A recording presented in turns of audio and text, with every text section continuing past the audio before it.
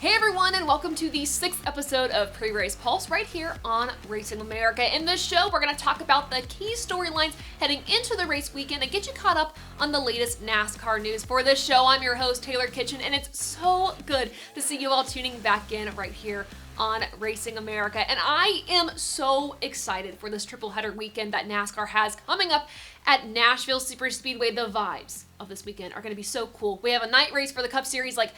It is going to be so fun in the Music City. But before we talk about all of that, let's get to some of the latest NASCAR news. In case you missed it, Kyle Busch and RCR signed a contract extension, keeping Kyle Busch in the number 8 for yet another season through 2026. And I think this is an excellent move for RCR to retain the 3-time NASCAR Cup Series champ. In a statement, Richard Childress said that they're dedicated to enhancing their competition department. And I think with that dedication and commitment, along with Kyle Busch's leadership, I think we could see the 8 car back in victory lane. I know it's not the season they wanted, but I think they can get back to victory lane. So Kyle Busch staying in the number 8 for yet another season. And speaking of RCR, if you remember, at Sonoma last year, they had a Supercars champ in the number 33. Well, that same driver, Will Brown, is back in NASCAR for the Chicago Street Course, but this time with Kaulig Racing in the number 13. I'm so excited to see what he can do because remember, the last time we had a supercar driver making their debut at Chicago, they won that race. That's SVG, so I'm excited to see what Will Brown can do. But last but not least, with our NASCAR news for the week, let's talk about some horsepower. This has been a topic that the fans have been going on and on about for quite some time. Will we see more horsepower in these Gen 7 cars? And the answer is it's on the table. Senior Vice President of Competition for NASCAR, Elton Sawyer, said that they are considering all the options here. They've talked to their key stakeholders, they've talked to the teams, the drivers, and the engine builders, seeing what's possible and what can be done. This was all in an interview that Elton Sawyer did on Sirius XM NASCAR Radio. So for more to the story, make sure to visit Racing America on SI.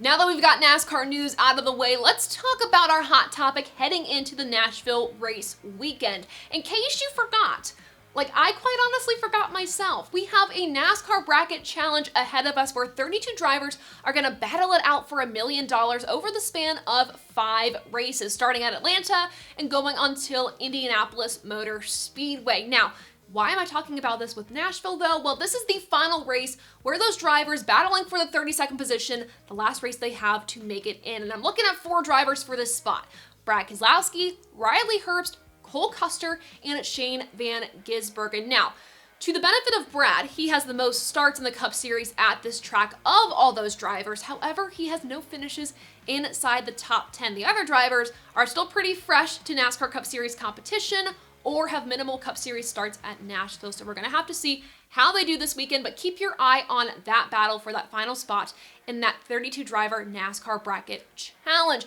But this leads into our preview of Nashville Superspeedway. The track itself, it's a 1.33 mile D-shaped oval that is concrete. So it produces interesting racing and presents an interesting challenge for these drivers. Now, these drivers quickly learned that Nashville wasn't a place that you could take lightly. The track is fast, it's tough, and demands all the attention from the drivers. Now, the key thing to note here is it is a night race, and I love night racing in NASCAR. It's so fun, the vibes are perfect.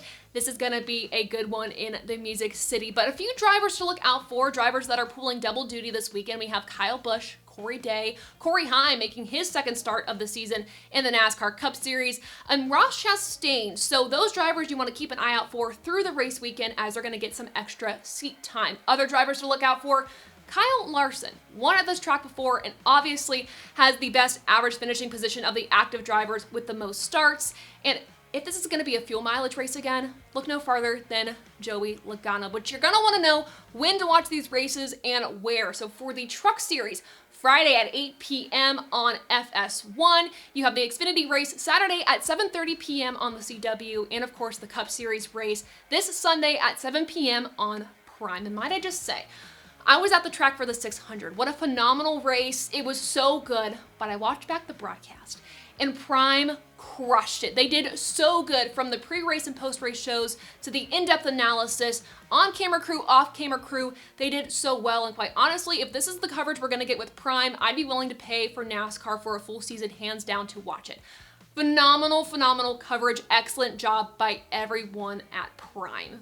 Let's close it out with our race winning picks. For the truck series, I'm picking Kyle Busch. It is so hard to bet against him anytime he is in Spire equipment in the truck series. So I think Kyle Busch is going to win the race on Friday for truck. For Xfinity, I'm looking at Eric Almirola. We know whenever he's in that Joe Gibbs Racing equipment in the Xfinity series, there's not much he wouldn't do to get a win. He's aggressive, and if you look at the stats for Joe Gibbs Racing, the highest finishing position they've had in every race we've had here since 2021 has been first, second, sixth, and first. And this year, you never know. I think Eric Almirola is going to get it done and make it another first on Joe Gibbs Racing's list in the Xfinity series. But for the Cup series, I'm a big believer in momentum, and Ross Chastain has won at this track before in the Cup Series. I think he's going to do it again. Coming off of his World 600 win, I think he's going to get back-to-back victories, winning this weekend at Nashville. But that does it for Pre-Race Pulse. Make sure you give us a follow and let us know who your race-winning picks are in the comments below. Of course, you can check out new episodes of Pre-Race Pulse every Thursday right here on Racing America. My name's Taylor Kitchen. Thank you all so much for tuning in, and we'll see you next time. Bye.